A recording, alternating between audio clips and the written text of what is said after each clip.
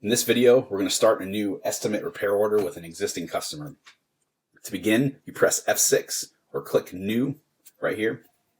You can find a customer one of two ways. You can search by their last name. We're going to use me as an example. I'm David Murray. You can type their last name here and hit Tab, then it'll shrink your results. You click on the customer's name down here at the bottom. Conversely, you can also search by the last four of their phone number. So we're looking for Mr. Murray. Here we are, David Murray. You'll see that in this instance, it automatically highlights it for you. Regardless, find it in the list, double click the name. This will bring you to the customer screen. You need to double check all of the customer's information. They have a last name that you don't really know how to pronounce or spell. You're going to ask them. Same thing, first names, Carrie, Kelly, Ashley, Vicky, things like that. They're all spelled differently, so you need to ask them. Mr. Murray, is your first name spelled D-A-V-I-D? Yes, it is. Thank you for asking. You need to double check their address. Mr. Murray, are you still at 1234 Main Street? Yes. Is the zip code 33221? You can see that there's an empty city field here. So no, it's probably not. No, it is not. It is 34698. So we retype that in. We hit Tab. Now we can see that he lives in Dunedin, Florida. Lastly, we're going to get their phone number here. Mr. Murray's best number to reach you at 813-919-6971. In the event that it's not, click telephone list, and you can find any other field that you want to. Say you got a new phone number, 813-123-4567. Now this is a better cell phone for today. We're going to hit display, because anything that's displayed will be shown on the RO, the repair order.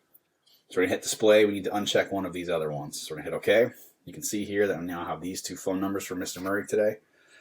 Then we need to make sure that we have their email address. If this is not listed there, you need to capture the email address. How do we capture the email address? Mr. Murray, we're going to email you a copy of your invoice and credit card receipt. What is your email address? You will receive 100% email capture by doing so. That question again. Mr. Murray, we're going to email you a copy of your email. Mr. Murray, we're going to email you a copy of your invoice and your credit card receipt. What is your email address? Type that field information there. And we're going to ask him what car we're working on today. Mr. Murray, we're working on your GMC Yukon or your Chevy Tahoe today, because we can see down here in the vehicle selection that we have two cars. We're going to be working on my Yukon today. So we're going to double click the GMC Yukon. We need to confirm that all of this information is here. If it is not, we're going to walk out to the vehicle. We're going to get the license plate, and we're going to get the mileage, and we're going to come back inside. So now that we have the license plate, I know that this is accurate, so this is for example's sake. We can see that the VIN is not filled in, and or one of these buttons is still not highlighted, aka lookup. We're going to click lookup. Are you sure you want to change this vehicle? Yes, I do. That pre-fills in the VIN, the vehicle identification number for us, and it fills in all the vehicle attributes. At this moment, we're going to click order. We're going to go to the next screen. Now we're getting into why they are here today. It automatically defaults to mileage, so we just went to the vehicle and got that mileage, so we're going to enter that in here now. I've created this repair order, so I'm going to select my name as Dave. Mr. Murray, what brings you in today? Oh, other Dave, Mr. Murray, we need an oil change for our car. We also have a brake noise. Okay, sir. We're going to right click here. We're going to add oil change. Select OK. Let's add this here. Now there's additional service that we need to write a symptom for us. We click the symptom button. Most, if not all, symptoms are already pre-built out for us. So he has a brake noise. We're going to go down this list, which is in alphabetical order. We're going to double click brake noise.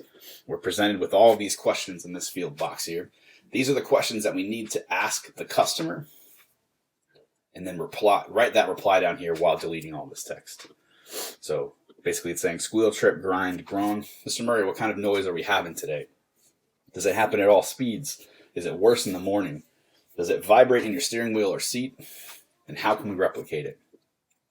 So we have a squealing noise that is worse in the morning and at higher speeds.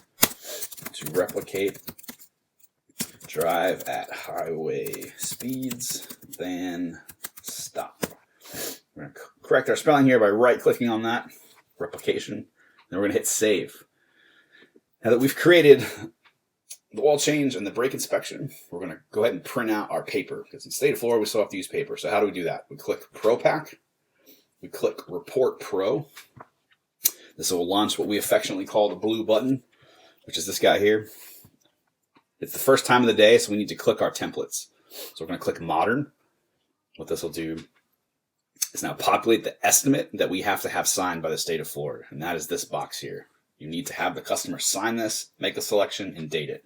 So we're going to click print, click OK. In this instance, we're going to cancel. And then we need to go back to Mitchell. There's a selection here. We need to click convert to order. Convert estimate to order, yes. We go back to the blue button and click tech worksheet. This is now the worksheet that the technician will see in the shop. This will give him his part numbers, what we're doing, a brake inspection, etc. And we're going to print this out. I'm going to click OK. Back to Mitchell one more time. Now we're going to hit exit to go back to the work in progress screen. And then we're going to set the vehicle status. In this instance, this customer is waiting. Click the status column one time.